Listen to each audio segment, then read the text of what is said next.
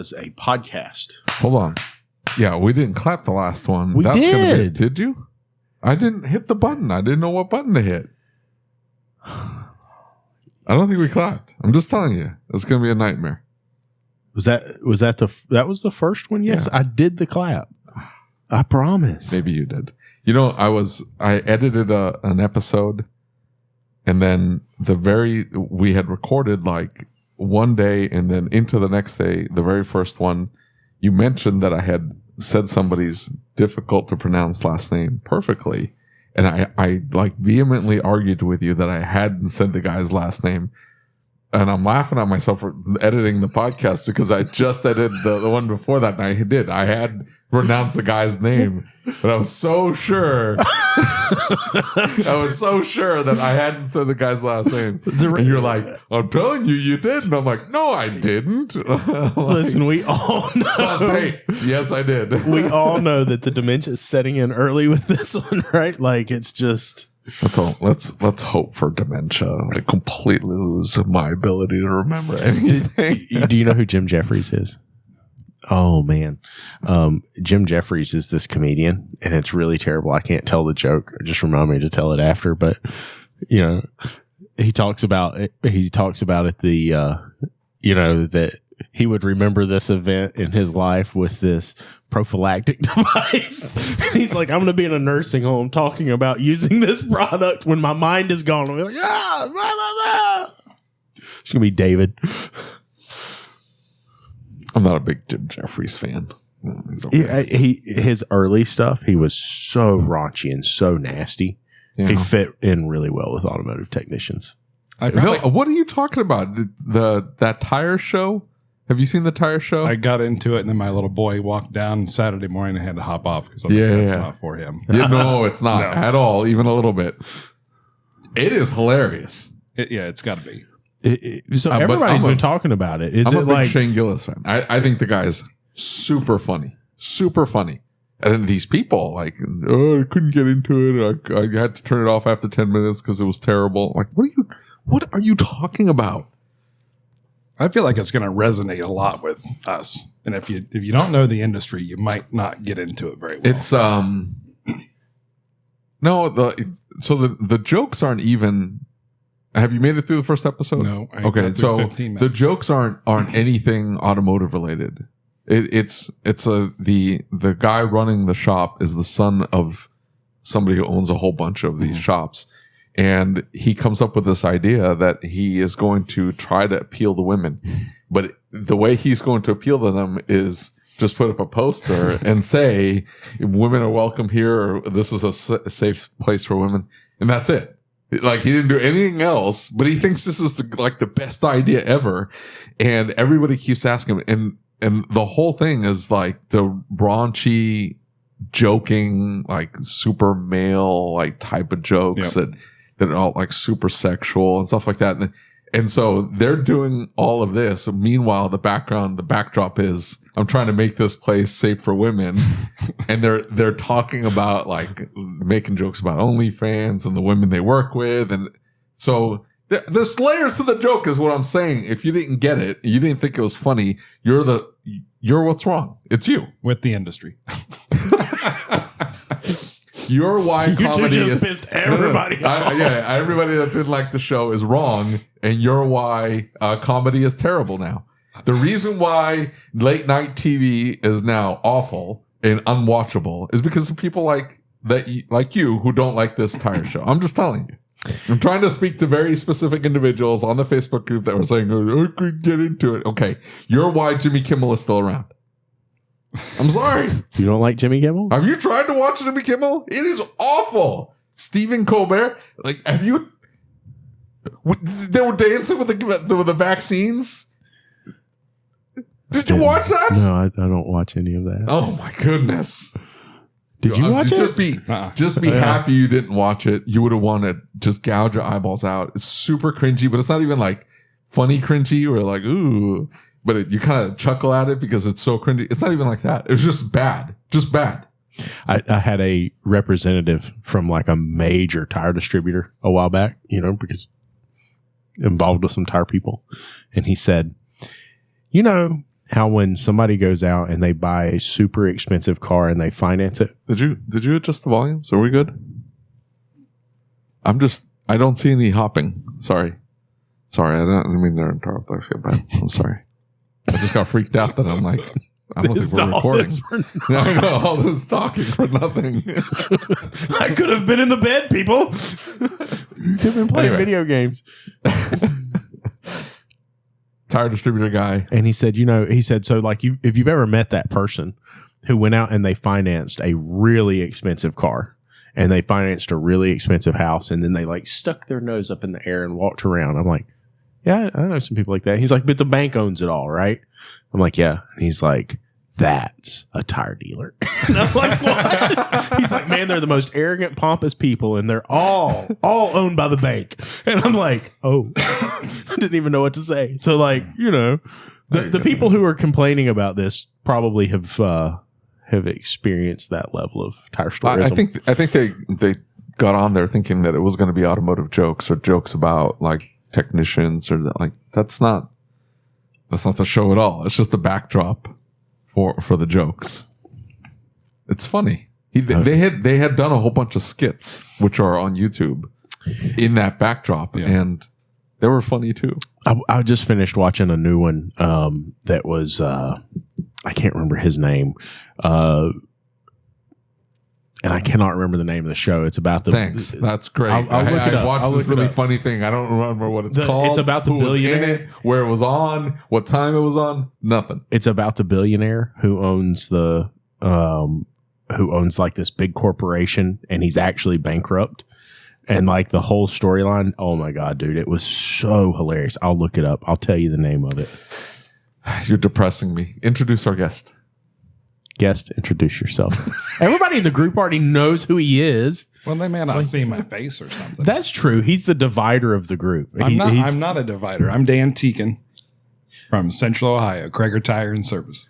I'm definitely not a divider. I never. Are you a tire guy?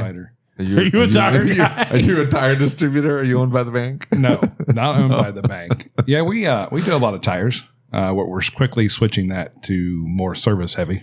Yeah, which is the goal. That's really interesting for me because I'm trying to add in more tires. Mm-hmm. And we were talking about it last night because I don't think a lot of shops recognize how much money is in tire programs and like building into the tire program. Yep.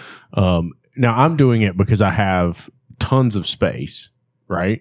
And I need to be filling that kind of lighter service role to help feed the shop. And I talk a lot because one of the things when we were in 3 bays, and there's this argument going on in one of the Changing the Industry chats right now, talking about shops that advertise. And I'm like, I used to be you. I used to believe that shops shouldn't advertise. I used to believe that, hey, listen, those that are advertising, they're not offering good service and people aren't buying into it. And then I get 10 bays and I'm like, oh shit.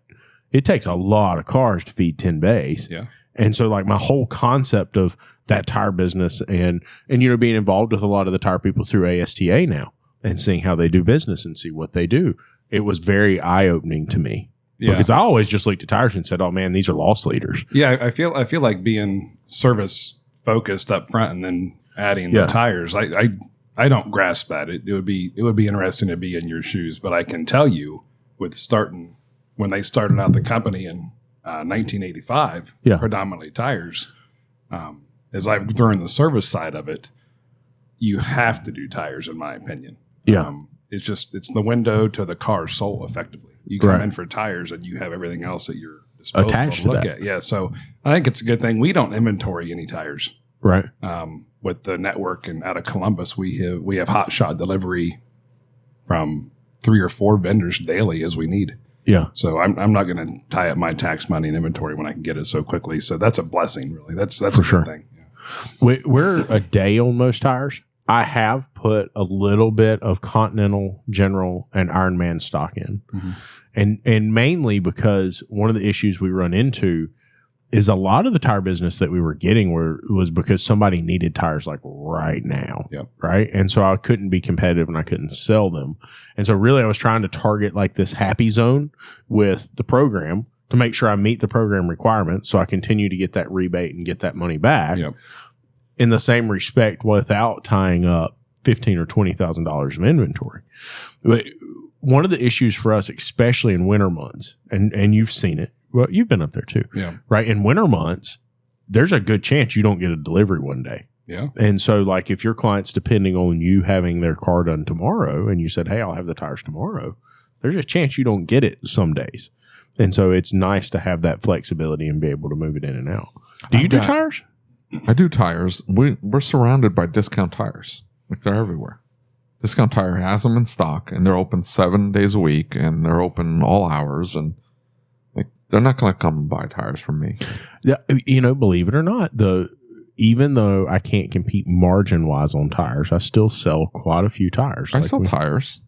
We sell enough, but they're in for gaskets, brakes, suspension, and I'll buy 2 tires from you, and I'm competitive with the pricing as long as they stay in that mid tier. The minute they go into the discount tires, like, I can't, like the cheap tires. Yeah. I can't compete on those because they're buying them. They're selling them for 65. I'm buying them for 70. Yeah. By the time my markup installation or whatever, discount tire isn't that cheap. It's just convenience. Like, they don't have to set an appointment. They come in within 2 hours, 2 to 3 hours. They've got a set of 4 tires, and out the door they go. Yeah. Now they don't have the alignment done. The TPMS may or may not be reset. I don't know. There's 1,000 other problems with the car, but they're like, I got tires and an oil change. I'm good. I had been running them at like roughly 30%. And I think that was the reason I wasn't selling a lot of tires, is I was trying to maintain that 30% margin on them.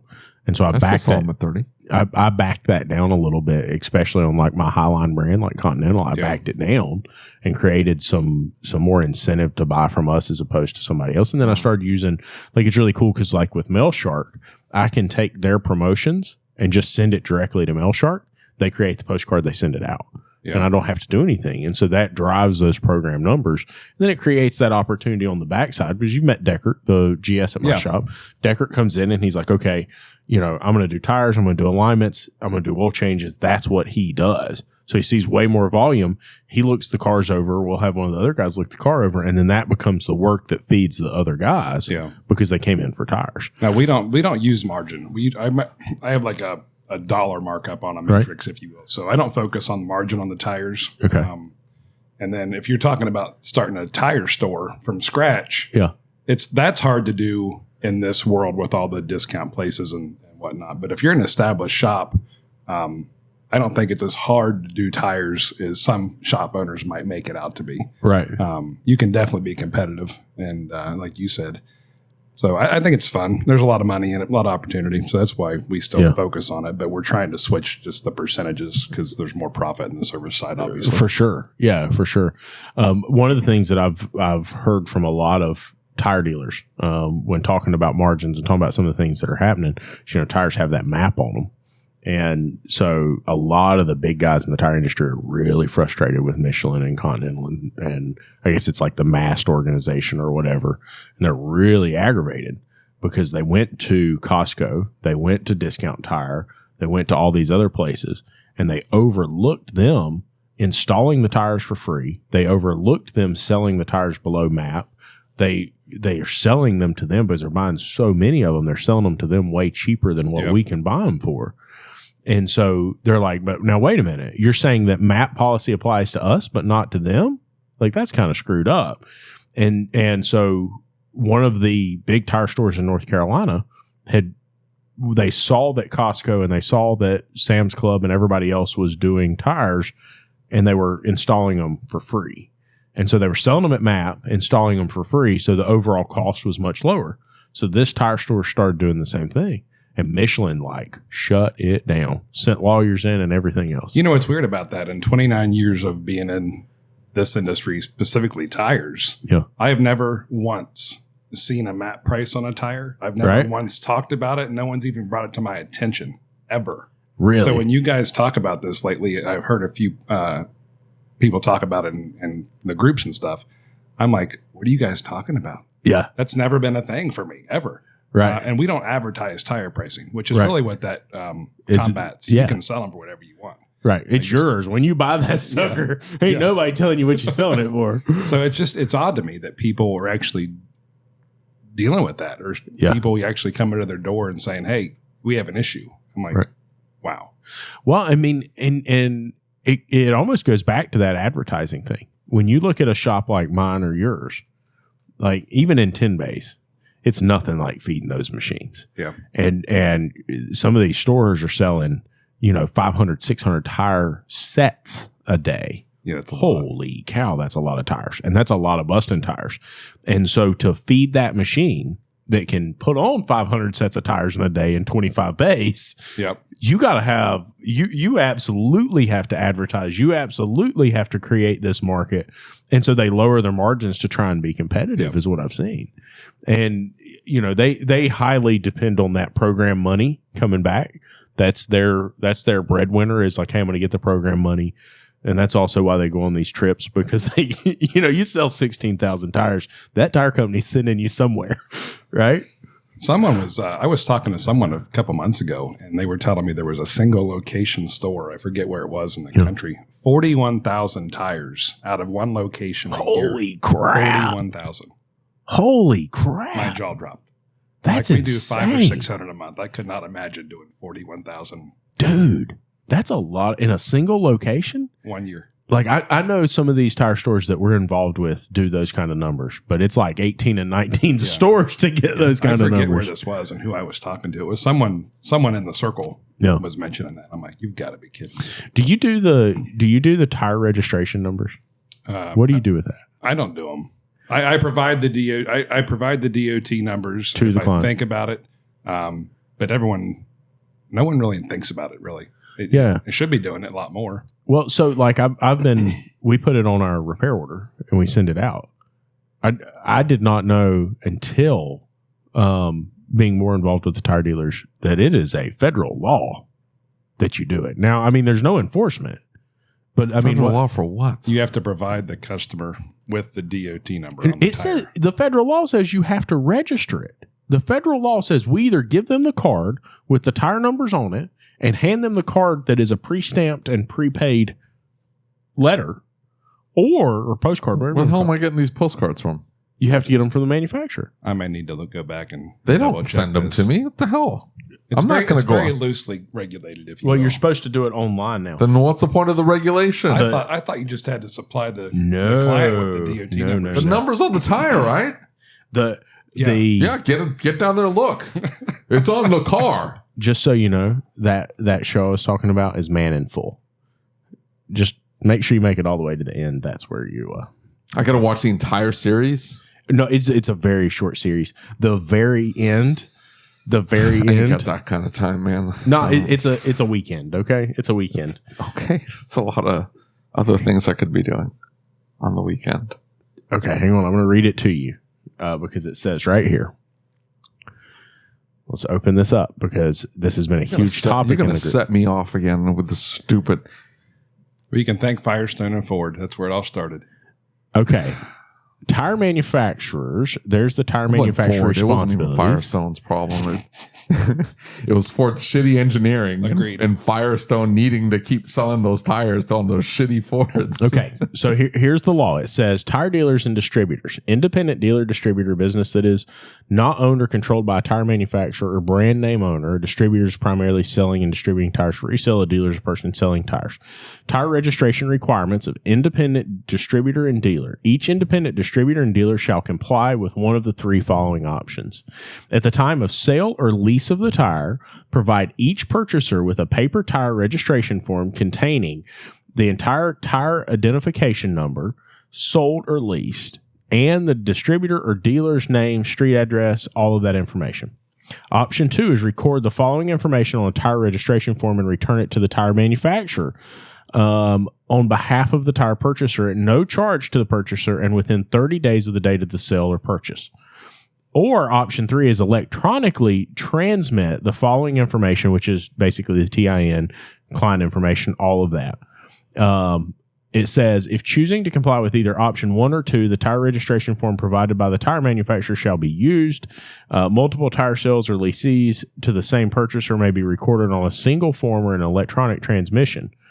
But it is a federal law that we're supposed to do that. And I'm putting it on the paper Yeah. But I'm not submitting it. Now, some tire softwares do this automatically. You're breaking federal law. I comply with all the perfectly written, completely logical federal laws, every single one. So I'm just saying, like, it makes you say, are we doing what we're supposed to be doing? I don't know. Like I said, we document them, I would say 80% of the time, and get them to the client. But at the end of the day, I didn't know we had to register for them. Yeah. It's a federal law that you register. No, you can hand them the piece of paper too. Yeah, but then you have to get the card from the client, and then you have to fill that out. There's tire softwares, and I want to say that one of them's here, maybe Tire Hub, that when you put the TIN in and you put all the client information in, it automatically registers. But I'm not getting ready to buy 2 different shop management softwares, one for tires and one for... No. But the cards... You're saying that the manufacturer will ship you the cards. They'll ship you the cards, but you can't just give the card to the client. You have to fill the card out for the client. Okay, so I slap the number on the card and say, hey, federal law says I have to give you this card. You have to mail it off. But if you don't, I don't care. But all I'm supposed to do is hand you this piece of paper, and they're like, oh, thanks. And they chuck it. There you go. Wonderfully written law. Stupid. Most laws are pretty stupid. Anyway, that's what you have to say about that. Anyway, we talk about laws, and you say, when I get elected, I'm going to do away with all this. What's that? Would you vote for David? For what office? I don't know. Any of them. I might. No, I don't want to be elected. I want to be. What is it? I just want to be a bureaucrat that gets brought in completely unelected. They just bring my person, no experience or anything. We're going to elect you for sheriff. They're going to bring me in, and I get to write all the laws, all that nonsense. That'll be me writing all that nonsense on there. I wasn't elected. The guy who wrote that wasn't elected either.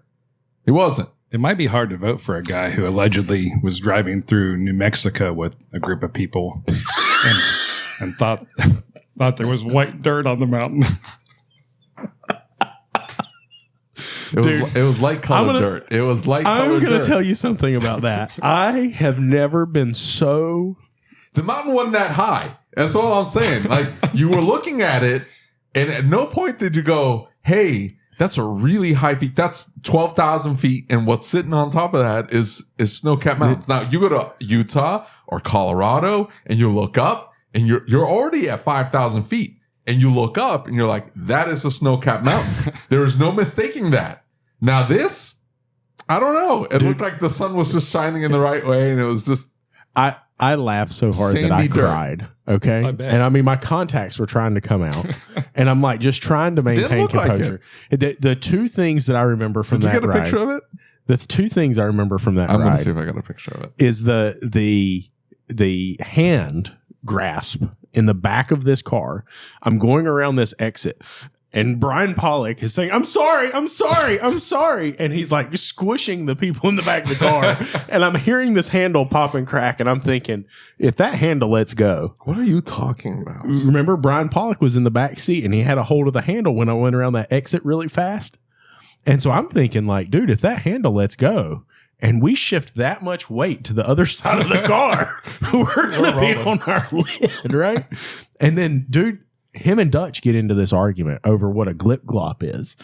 And these 2 were like going to kill each other. What are you talking about? We weren't arguing. I just couldn't remember the phrase.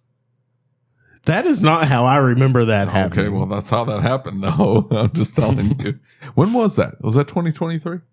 No, it would have had to have been 2022.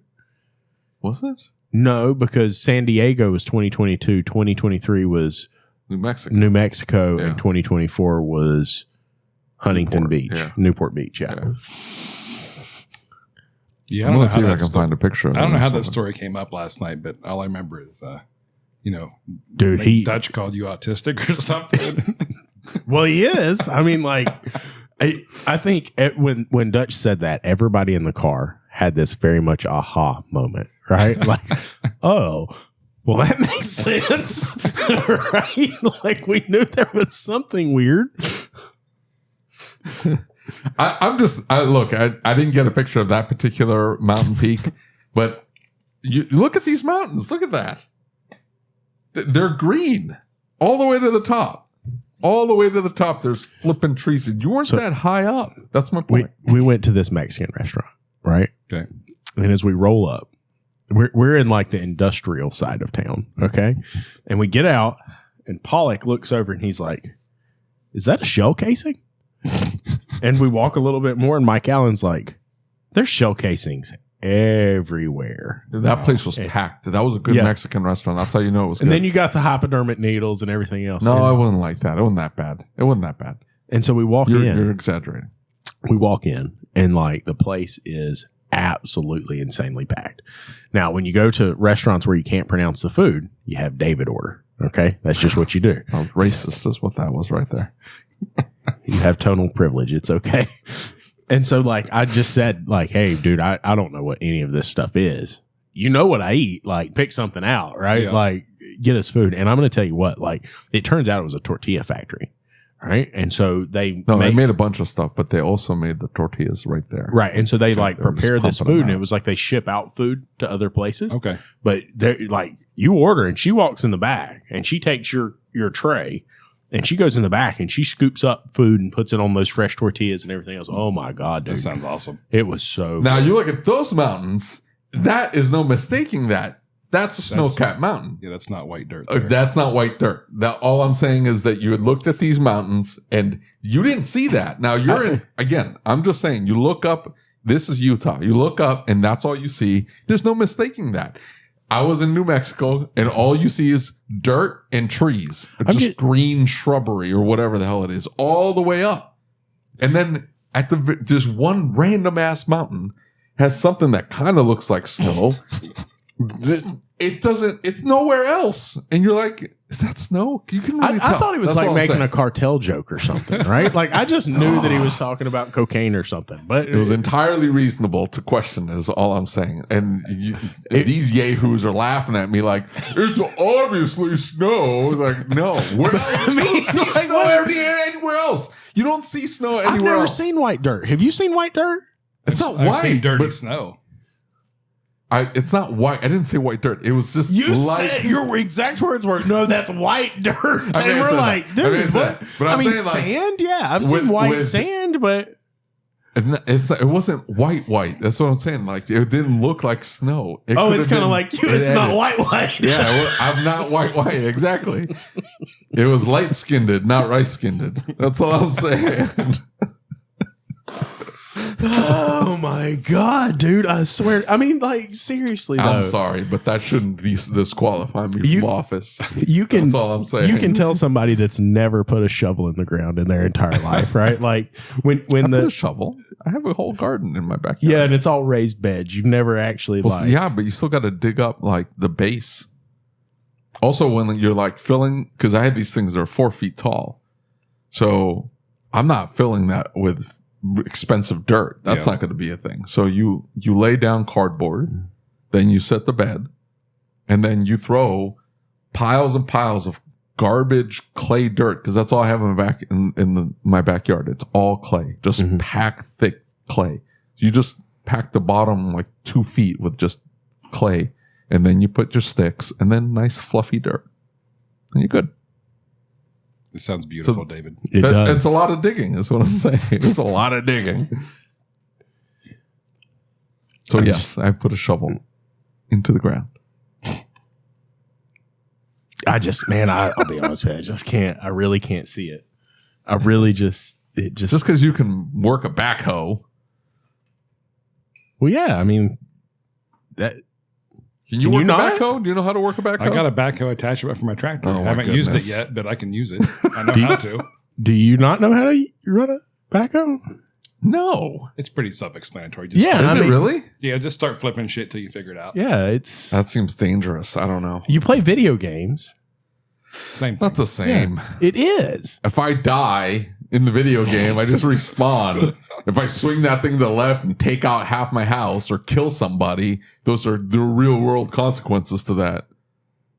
You would have to be next level stupid to pull that off. Really? Never mind. I take that back. I don't know. You shouldn't run a backhoe. I'm not mechanically inclined. I'm just telling you, I'm not mechanically inclined. I can't figure things out. I have to watch a YouTube video on how to like disassemble things.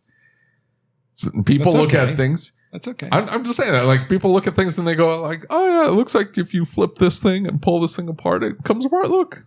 Okay.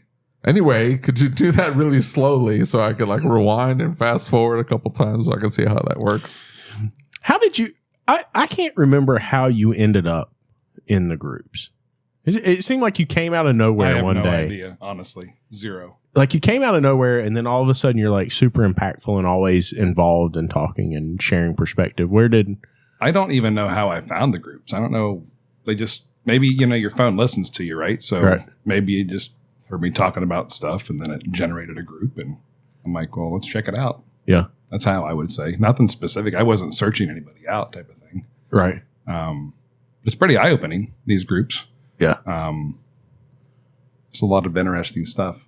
You're pretty vocal. You're pretty open about like sharing your perspective. And I appreciate that, right? Like I appreciate hearing your perspective. We don't always agree. Yeah. But like I appreciate seeing your perspective. What are you perspective. not agreeing on? Let's talk about that. Well, I don't think we disagree on a lot. I think there's a lot of, and I'm not saying you guys or anyone lacks empathy or, empathy or sympathy. I feel like this industry does lack a lot of that stuff. Yeah. I do also feel very strongly that influential people, me, you guys, anyone that's been in the industry a long time, can be very persuasive to non-confident shop owners. Yeah, for sure. So maybe I'm too vocal sometimes. I don't know. I'm harmless. I don't mean it. So I shouldn't dissuade them from opening up shops. That one upsets a lot of people. Do they? You upset a lot of people with that. I mean, like I get messages. I actively discourage people from opening up shops. It's a nightmare. I don't think that's a bad thing. Oh, okay. I think you're not that guy. No, I think you have to know what you're doing. I think you have to know what you're doing. I just tell them they have to have six figures. Like you got to have $100,000 saved up. Yeah. For the shop, not in the bank. Yeah, and I don't know what that looks like. In the shop. I have no idea. I didn't have that. I took over and bought the company I was already working for. It worked out well on paper. It was kind of like a land contract type of thing. And so I wouldn't understand that, but there's some. Well, I tell people to do that. Like buy an existing business. Yeah. Make sure the numbers are good. Make sure you've done your due diligence. Like buy an existing business, but know how to run it. Yep. Walk into it, but don't start. And so many people with, I started with nothing. It's like, okay, great. Has it been really easy for you? 99 out of 100 times, it's a miserable slog. Yeah. And it takes forever. Yeah. You have the one guy that just hung a sign up and boom, he's doing $800,000 a year in his first year. And then the next year he's doing 1.6. It's like, oh, what are you talking about? It's and out of all the industries to start a business from scratch, I don't disagree with you when I say this one is a hard one to start in today's world. There's a listener to the show that we talk back and forth quite a bit. He's local to me, and he's decided that he wants to own a shop. And he left a very, very successful shop that was like super toxic, and the owner was the problem of the shop, right? Yeah. And so there was no fixing it. There was nothing that he could do to get out of it. And so he goes in and he starts working with this other place, and he's interested in buying the shop. And so he starts sharing financials. And I'm like, bro, something is off here. Like these numbers don't look right. And so it's a C corp, and the owner of the business has been funneling money out of the business and has been taking cash payments and has been doing all of these things to avoid tax liability. Mm-hmm. And so some of the conversations we've had is like, what does that mean for you? And he's like, no, we're doing one of these backdoor deals. He's just going to sign the business over to me. I'm going to do this. I'm going to do this. And I'm like, but like, what liability are you taking in buying that business? It's not financially viable right now if you look at those numbers. So the business isn't worth anything. But then what if the federal government comes back and says, and he said, well, yeah, but the income tax, if it's a pass-through corporation, I said, well, I don't think C Corp is pass-through. But even if it was, if you're deleting tickets and you're taking cash payments and you're keeping a log of that business now owes sales tax. Yeah. Hold on. You cannot create a C Corp to then delete tickets and keep the cash. That's what the current owner is doing. Okay, but that's not a C corp thing. That's not that's a you're hiding money. That's a you're hiding money thing. That's illegal, like super duper illegal. Right, but I mean, my point is you cannot keep a second. This guy's super excited about buying this business, and I'm like, dude, if he doesn't overpay, it's whatever. I'm saying that the sales tax aspect of he can't take over the business. He's got to it's a brand new business from scratch. But hold up now. What's the value in buying a business if the equipment's not worth anything, right? And the customer list isn't worth anything because they've not kept any actual names and addresses. Isn't worth anything. Like make sure he's not so overpaying. what's the point of buying the business? He can't take over the business because he'll take on all the problems. Right. Well, and that was the other thing is in the state of North Carolina, they look at sales tax like that's their money and you're just guarding it for them. Ohio's the same way. Yeah. Boys, you don't pay that. Do they give you a cut? In Missouri, they give you a cut. It's like, I think it's 1% discount. And if you pay on time by the 23rd of the month, you get to keep 1% of it. That's not bad. That's something. Kansas doesn't give you anything. Really? Yeah. North Carolina, they'll come up with a reason that you owe them more, right? You paid early. There's a 3% fee for that. Oh, you paid on the day. There's a 1% fee for that. I don't necessarily mind the sales tax thing if they came up with a better collection system. Put it on the credit card companies. Like, I swipe 95% of my transactions. Make the credit card company deal with keeping back the sales tax portion and let them handle paying the state. And then I get to keep that money that's coming to me is my money. I don't have to worry about it. I don't have any access to it. The state keeps it.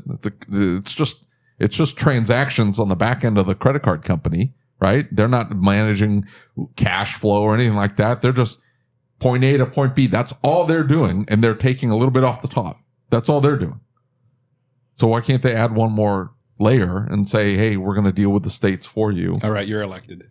Yeah, no joke. I'm voting for you. Bet. I don't know why they don't do that. In Missouri, it's 2%. You get to keep 2% for the trouble of being a steward. Default, not a steward. That's too generous of a word.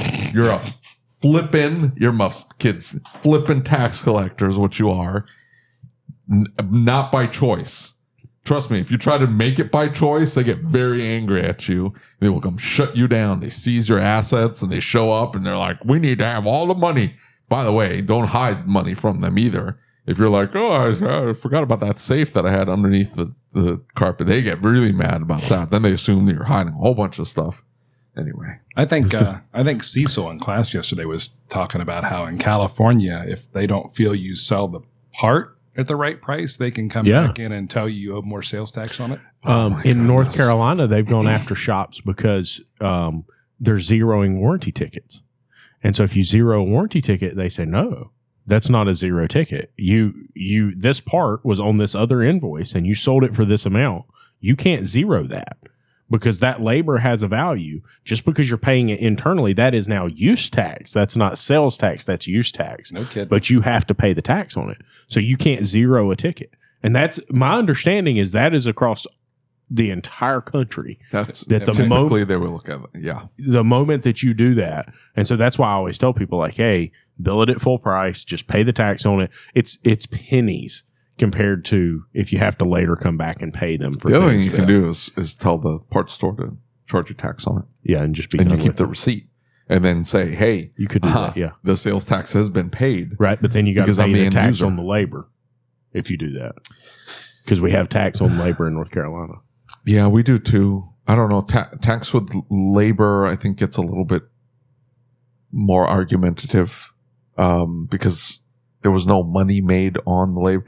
So in Kansas, you can get around paying sales tax if it's a warranty company paying the bill and not the end consumer. The end consumer is liable for the sales tax, but warranty companies are not because the end consumer is not paying the bill. Yeah. So if it's the warranty company paying the bill, there's no sales tax on it. If it's the end consumer paying, they have to pay sales tax on whatever portion they're paying. It goes back to the car dealer argument that I thought was really interesting was I've watched 2 or 3 shops get popped by giving car dealers tax exempt status. And the state comes back and they say, yeah, but we can't, like the car was sold for X dollars. And we know there's profit associated with those X dollars, but we can't track those parts, components, labor that you installed in the vehicle. Yeah. So therefore, we can't really say that was an exemption. Yeah. And so, it sucks because it changes so much, and they can maneuver however they want to maneuver. And next thing you know, you're hemmed up on something. You just do the best you can and say, look, hey, I'm trying to be honest. I'm trying to take care of this. And when they come at you, just say, hey, whatever we need to do, we'll get it taken care of. But you are not in control of that. And you can't argue with them, right? There is no arguing. It makes me angry. Their rules. Trust me. What happens if you have a good relationship with your parts vendor and they issue the warranty at the time you order the part for warranty, so it's invoiced to you at $0? You could potentially do that. You could potentially pull that off, but they're not using that as their argument. What they're using as their argument is you have a previous ticket. They'll audit a shop and they'll say, Mrs. Smith, this car had this repair done. And now I see this exact same repair 2 months later, and this exact same repair is $0. It doesn't matter to them what the part company did because they say this ticket doesn't match this ticket, but it's the same service. So therefore you shorted the state. Now you could probably go to court and argue that, and you could probably get out of it. Yeah. But for let's say a ticket has $250 of sales tax on it. For the $25 that you're gonna. Yeah. I mean, are you going to argue that in court with them? Because I mean, you're going to end up having to pay an attorney, and Plus then you have to go through the whole deal. Yeah, dude. I mean, it's crazy. I don't know. So we're talking about the fact that you and I kind of push back in the groups, right? And like you're very vocal, I'm very vocal. One of the things that I try to do when I post in the groups or when I make comments is I try to make things or make comments that make people think about things, right? It's not that I necessarily believe that. And this dude's like the world's worst for it because he's like throwing absolute gasoline on fires, just trying to get people riled up. He says he's trying to make them think, but he's really trying to burn the thing to the ground. I'm barely post. Get out of here. But for me, that's the big thing is like the sales tax argument. Have you ever thought about it? I'm not saying I'm right. I'm not saying I'm wrong. I'm not saying anything. I'm saying, have you thought about it? No, I would never thought about that till you brought it up. Yeah. Because that's that. I don't know what North Carolina is like, but those types of conversations aren't in Ohio. Yeah. Really, for some reason. Right. They're not anywhere. Yeah. They're like, hey, we're not going to tell you how it goes. Figure it out, and we'll let you know if it's wrong. Yeah. Yeah. What? Yeah. It's pretty shady. I mean, like as far as businesses go, it's pretty shady. I have a bigger issue with the federal government. I don't necessarily fault the states because it's usually like a lady in an office and she's running the thing.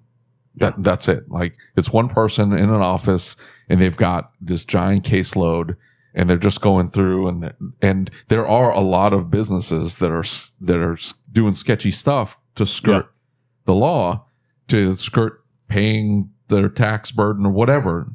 And it's just one lady and she doesn't want any lip. Right. So I don't necessarily fault the states. I like to think about that when not California. They can pound sand fall into the ocean for all I care. Not the wonderful people at Shopware. I love them. I think often about exactly what you're talking about is that person that you're dealing with, man, the shit that they get on a daily basis. Oh yeah. And the amount of crap that they take.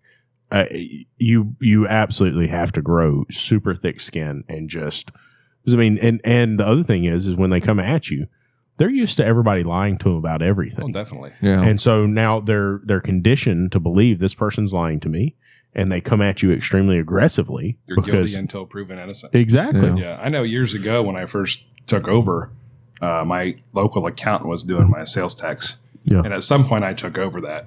And so it's due on the 23rd of the month. And I just assumed I could pay it like an accounts payable thing. 30 days. So I started paying it like 30 days late. Because I already had a 23 day. I bet that cost a lot of money, didn't it? It did. Hold on, I'll tell you what. 23 days. Your 23 days is your grace period. Yeah. From the first of the month when you pay. So that was their argument. You already have 23 days, not 30 more or whatever. So right. Several months, no big deal. Just paid. There wasn't any gross penalty at the time for that. Well, one day I see a white vehicle pull up with the state of Ohio tag on it. And she comes in and she hands me a letter. And I open it up. It's a yellow legal paper. And it says, Habitual Offenders Program, the HOPS program. So have you got one of those yet? There's like, We don't have that in I Kansas. want to say 7 steps or 4 steps, and I was already at level 3 or whatever it was. Either way, the next step was the state would come in and shut me down. And so I said, let me get this straight. I said, it's not that I'm not paying the state their sales tax. I'm just not paying it when they want it. Right. She's like, yep. I said, it won't happen again. And I had to pay either certified check or banker's check or something for a year, and I couldn't miss it 1 year. We couldn't miss it 1 month within a year to get off the program, or there'd be a. The logic. This is where the penalties get so. I get so frustrated with these people, and I've had these conversations with my state tax people. You're telling me I'm still in business. I'm still in business. You guys shown up here. You guys can see I'm running a legit business. I've got a website. I've got Google presence. Mm-hmm. I'm in business. It's not a building with no name on it, with a door, and it's just an address or just a P.O. box. Like, I'm legit. I have employees. They have families. I have to stay in business. So even if I'm paying late habitually, you're still getting paid. What sense does it make to shut me down? That was my argument. Yeah. You shut me down. Now you guys are collecting zero. Now you can go after me in perpetuity for forever, but now you guys are chasing somebody who is now making zero revenue, as opposed to how much are you collecting off of me? $60,000, $70,000, $80,000 a year you guys are making off of the money that I generate? You guys want to turn that to zero because I'm paying 30 days late? Does that make any sense? No, it doesn't make any sense. I've had that. The conversation I go. So you guys are going to push me to zero. So you guys want to turn this cash cow to zero. Does that make any sense? No? Yeah. Well, we're not trying to shut you down. I know you're not trying to, but you're threatening me with shutting me down. Don't threaten me unless you guys are going to do it. It's like the child support thing, right? Like all these people you see on child support, and they're like, we're going to throw you in jail if you don't pay your child support. And you say, well, that's obviously going to work, right? Like, come on now. And people have gone to jail. You ever seen that guy that went to jail for 5 years for not paying child support? It wasn't even his kid. My uncles. And the woman knew. The woman knew. She knew it wasn't his kid. She's like, "Did you know it wasn't his kid?" She's like, "Yeah, I knew." He's like, and he starts crying. He's like, 5 years. Yeah, no joke. That was the whole of the internet said she should be thrown in jail. He started crying. He goes, 5 years of my life in jail. It wasn't even my kid. Yeah, so at the time all that happened with that habitual offenders program, and I don't know if Ohio's changed it. Yeah. It was very easy for a business with a vendor's license, a retail vendor's license, to get closed down by the state, go online the next day, get a new vendor ID number, right, and reopen a business, because the state would never pursue the money in court. Right. Back then, they would just shut the business down, and people saw that loophole, and so they just literally get a new vendor's license number, start a new business the next day. I find great frustration. You know, some of the laws in North Carolina, right? Like, I can't if I have a repair that's over $350 by state law, I have to provide a written estimate. The client has to sign said written estimate. If I want to provide them an electronic estimate, it has to be documented that I accept an electronic estimate when they sign, and I hereby agree to electronic signatures, like all of these things that I have to do, and I can't go up over 10%. We all know I've had a bad back, and so I go to physical therapy, and they gave me a specific amount that physical therapy was going to be after my insurance paid. And so I get this bill, and it was going to be like $1,100, right? I get this bill for $5,800, and they're like, "Well, your insurance paid this much," and I'm like, "Yeah, but y'all told me this," and they said those numbers that we tell you are like completely irrelevant.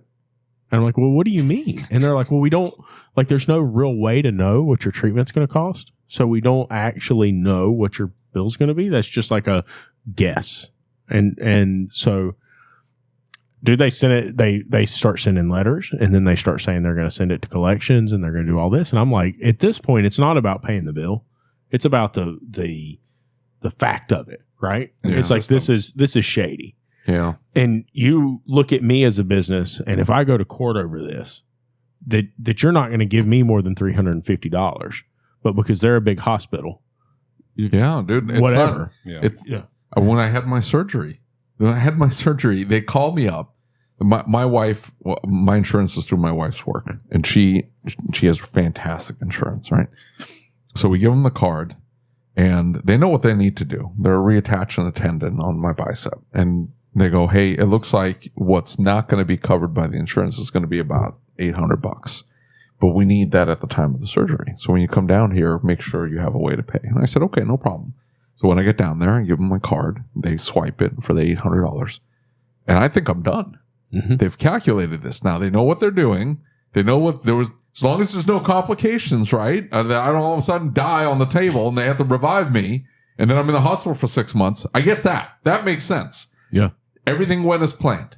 I start getting these bills. Hey, turns out the insurance only paid this much plus the $800. Turns out you owe another $400. What are you talking about? Oh, by the way, the anesthesiologist, they didn't say that properly. Anyway, they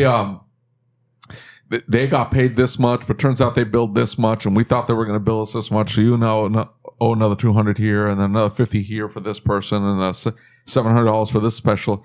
All these random bills start coming in, and I go, what the hell is going on? Like, I paid the $800. That's what you told me. Yeah. That's it. That should be it. We should be done. Because you got paid on the insurance. I paid the $800. What the difference? We should be done here. No, you're not done. F you. We're going to send you these random bills for forever. They're just hoping you pay it. Yeah. And so that was what was interesting about this, because it seems like this has been an ongoing theme with this particular hospital system. They just canceled the contract on the doctor that I'd been using. And so they canceled like the most popular doctors out of the contract. And they said, well, they're too expensive. We can't afford to pay them anymore. So we canceled their contract. And at the same time, there's this social media like uproar in local groups saying, hey, like they're not billing like they say they're going to. You can't communicate with them. You can't talk to a doctor. You can't talk to anybody in billing. You can't get the service. They fired these doctors, and now all these prescriptions ran out on these people who really need their, not like pain medicine, like specific things for their hormones and other things they have to balance. And so these people are all talking about it. And so I posted in the group, I said, it's odd because in the automotive space, this is how it has to happen. And here you're talking about the medical space, and it's like it's a free for all. Dude, 3 days later, I get a new billing statement that says I owe him $650. And that Blue Cross Blue Shield had paid the rest of the bill. And like, there's no documentation anywhere that says, now I'll probably get another bill here soon. But like, there's no, yeah, I know, right? There's no documentation that says anything at all. I had kidney stones. And let me tell you the extent of this visit. It's 3 a.m. and I wake up and I'm like, I don't feel so good. I think I need to go to the bathroom, right? Ooh, that is not that kind of pain. Huh. And so like before I end up in the hospital, I'm like laying on the floor, like throwing up, and it's coming out of both ends and I can't even breathe. And I'm like, this is it. I'm dying. Right. And I like wake my wife up and I'm like, Alex. And she's like, what? I'm like, I seriously think I'm dying. And she's like, can you do it in the morning? And I'm like, okay. I was like, hey, I need a ride to the hospital. She's like, well, you better find somebody. And so she goes back to sleep, and I'm like calling my mom. I'm like, dude, I cannot drive like this. Like my eyes are crossing and like the sweat's running down my face. I can't even see. And so we get to the hospital, and the lady's trying to check me, and I'm like throwing my wallet at her. I'm like, whatever you need to do, here you go. And I walk back, and the nurse is doing the check-in thing. And he said, well, like, what's your pain level? What's this? What's that? I was like, bro, listen, I just want to feel better. I don't care about pain pills. I'm not here just to get pain pills. I feel like shit. And he's like, I know. I can see in your face. And so they take me back, and I sat down on this gurney. And the second I sat down, all of the pain is gone, like completely gone. Mm-hmm. I feel perfectly fine. Like, oh, I'm going home. So I tell my mom, I'm like, I'm ready to go home. And she said, okay. And the doctor walks in. She said, no. no. You're not going home. I said, but I feel better now. I'm going home. She said, no, you're sick. Like, I know you're sick. I know there's something wrong. Like, I see your heart rate. I see everything else. We need to, I think I know what's going on. But like, I am confident that we need to do this. So she has me pee in a cup. She comes back. She's like, I'm 99.99% sure you have kidney stones. There's blood in your urine. It's cloudy. It's this, it's that. And she said, we need to do a CT scan. I said, no. I feel fine. It's 3 a.m. I want to go home and go to bed. And she said, that's your choice if that's what you want to do. And so I sit there for a few minutes, and she comes in and she gives me this little strainer. And she gives me this medicine. She said, go get this filled, go home, relax. 4 days later, I get a $6,800 bill in the mail. ERs are horrible. And I'm like, what is this for? And they're like, well, we had to warm up the CAT scan machine. And I'm like, do what? I said I didn't want one. She's like, no, but when you're in the ER, they automatically prepare and they send somebody up there and they start doing all this stuff to do it. So we have to charge you for that. The strainer, this little plastic funnel with a window screen in the bottom of it was $700. And I'm like, you people have got to be like, I have people who yell at me for charging $100 for an oil change. I have never charged somebody $800, right? Well, I've never charged somebody $800 for a plastic funnel to pee in. I mean, is this? We're in the wrong business. That's what I'm saying. I could really see you as a doctor, bro. Yeah. I could see you as a physician. He might have really good bedside manner. You never know. No, I'd have no. You want to talk about empathy? He, I'm sorry, I'm going to do this. I apologize. When he went through some rough times with family a while back, he said, I don't really know how to handle this. I said, what do you mean? He said, all I know to do is they're there now. Bro, like y'all just experienced this massive loss. I know. They're there. It's the awkward part. Right? Yeah. They're there. My bad. You are a pretty terrible human being. You have no bedside manner. Yeah, he would not have bedside manner at all. No. None. I'd tell him to get up. Like, get up. Take it off. You're not My sick. legs. You didn't need those. Crawl. You got to crawl before you walk. Oh, that was a bad pun. You're not going to walk ever again, are you? Yeah. Ooh, you shouldn't have done that. That was a bad idea. I'm sorry I told you to do that. Did we get anything accomplished? We talked about sales tax. We talked about Dan being a raging a-hole in the groups. Yeah. I do not remotely take it that way at all. I really don't. I enjoy the list of a-holes. You're not on that list. I know. I when I think about people that might be struggling with their shops, and I read how things are worded sometimes. It's just like, man, that's not helpful. Yeah, and for sure. It comes from a lot of different people. That's not the most helpful way to word that type of thing. For sure. No, you're exactly right. And it's some of that stuff frustrates me. Yeah. That's all. And I need to keep my mouth shut a little more, maybe. No. I don't think so at all. And I am 100% with you, and I'm even guilty of it myself. I think we get into this haptic feedback loop where we like hear what we say, and it's like so obvious to us, but they've never done that before. Yeah. They've never had that experience. They've never been to that class. They don't know what they don't know. And so until you share that with them and help them understand it in a way, and I've been big on to Jeff about that. Seek first to understand, like slow down and understand where somebody's coming from. And I'm really bad not to do that. Right. And I was just sharing that I've commented on one of the Flat Rate Masters videos, and he was talking about hypocrisy. And I'm like, man, this really resonates with me. And he said, yeah, but I wasn't talking about you. Like, you're pretty consistent online. I'm like, nah, dude, you don't understand. Like, I'm saying that by you saying that, it makes me self-check. It makes me slow down and say, am I doing that? Like, and I think that self-reflection is really important when it comes to these groups, to slow down and think about what we're saying a little bit. Yep. I also think that, one of the things, for instance, we've got sponsors for the show, and all the sponsors we work with are people that we know. We use the products. We trust them. We believe that they're doing what's best for the industry, and it helps allow the show to do what the show does, right? There are some people who are sponsored, and when they share these things, they blindly share. In other words, they blindly recommend something. Yeah. And they're so hardcore fanboys of this thing because they're just getting paid to do it. It's not because they believe in it. It's not because they've used the product. I have a little bit of a problem with that, right? Like, for instance, Shop Marketing Pros is one of our sponsors. Mm-hmm. They do my marketing. And I'm going to tell you right now, they are the best marketing company I've ever worked with. When we go to set up our marketing for the shop and we're doing things, I'm getting messages from them. I got a message from Carolyn just a few minutes ago. And she's like, hey, what do you want me to do about this? How do you want me to handle this? Hey, what's going on in the shop? Tell me about what's going on. Help me understand how you guys are doing. Do we need to speed up? Do we need to slow down? Tell me what's something fun that's happened so I can share that. Yeah. Do we have any employee birthdays coming up? I'll share that. That's really cool. It's next level engagement. And so I use that product, and I can say beyond a shadow of a doubt that I trust these people. And I know if somebody that listens uses that product, they're in good hands. Yep. Right? To then do that without ever using the product. I agree with that. You know 100%. What I mean? Oh, yeah. That to me is like, they're paying me $500 a month. I'll just say, yeah, that's fair. I'll just say it's good. Yeah. I'll just say it's good. Yeah. You know, I have a little bit of a problem with that. You don't care. You just want the money. Tell me the money. Depends on the amount of money. David would sell himself for the right amount of money. I'll learn to use it and be happy with it for the right amount. He used Napa Tracks one time. Just once.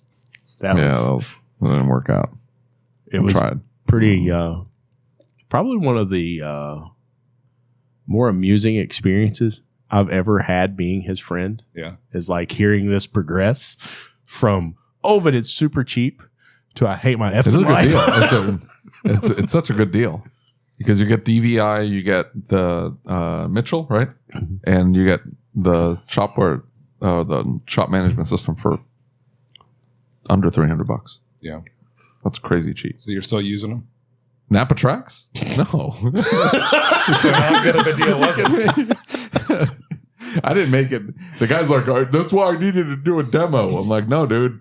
If I can't figure out how to put like a trans drain and fill on this Honda in under like 30 seconds because there's like 800 buttons I got to click. And it's like, well, you didn't create the right kind of job thing. And I'm like, what are you talking about? This is too convoluted. I've become really good friends with the guy and his family that showed me Tracks for the very first time. And he listens to the show and he's always like, would you please stop telling that story about that time that laptop locked up and I got another laptop and it locked up and I got another laptop and it locked up? No, sorry, bro. They're running it on the computer, like with Microsoft SQL. It's so clunky. So clunky. Anyway, I'm just saying, if you're buying software and they have to download it onto your computer, I don't know. The old timers like Dutch really appreciate that. I don't know why though. Well, because it's kind of like moving away from a phone book, right? Like it's hard. He's never had a computer. So hard. Like, so yeah. It took me. Was it really? It took me probably when I started thinking about getting out of the phone book. Probably you cannot be that old. Probably 8 years. I'm 46. I'm not that old. Yeah, that's my point. It took me 8 years. I've been out of it for years, but it took me probably 8 years of. I got to get out of the phone book. If I do, my business is it like a year thing or whatever? I'm 43. We're not that far apart. The minute I got away from phone, this is the greatest thing ever. I can just type in whatever the hell I want. It pops up with a phone number and how to get there and the parking. This is fantastic. Yeah, I'm not disputing that, but it was just a crutch, literally a crutch. Like if I take myself out of the phone book. All my elderly customers, even though they should. Advertising. Oh yeah, no, I could see that. Yeah, the advertising. I thought like usage. No, I hated phone books. So when I realized how much I hated the phone books, I'm like, everybody I hate them. Everyone hates them. Yeah, it's time to stop that ridiculous budget and get out of there. Yeah. There's a lot of golden cows in our industry, if you will. Sacred cows. Sacred cows. Yeah, golden handcuffs, sacred cows. But this argument of not charging for diag that's still happening. That's still like every single day there's a post in the groups like, hey, you guys charging people for checking their car out? What? I don't charge to check the car out. I charge to diagnose. Yeah, that dude still hates my guts. Who? I said something about that, and I was like, "It's your verbiage," and he's like, "No, you just don't understand my area." And dude, he has been so mad at me since. It's like always the area. He follows me around and comments anywhere. I like. So you got to block people when they start following you around. You block them. This is getting. Bro, I blocked you years ago, and you still go everywhere I go. Yeah, that's true. All right.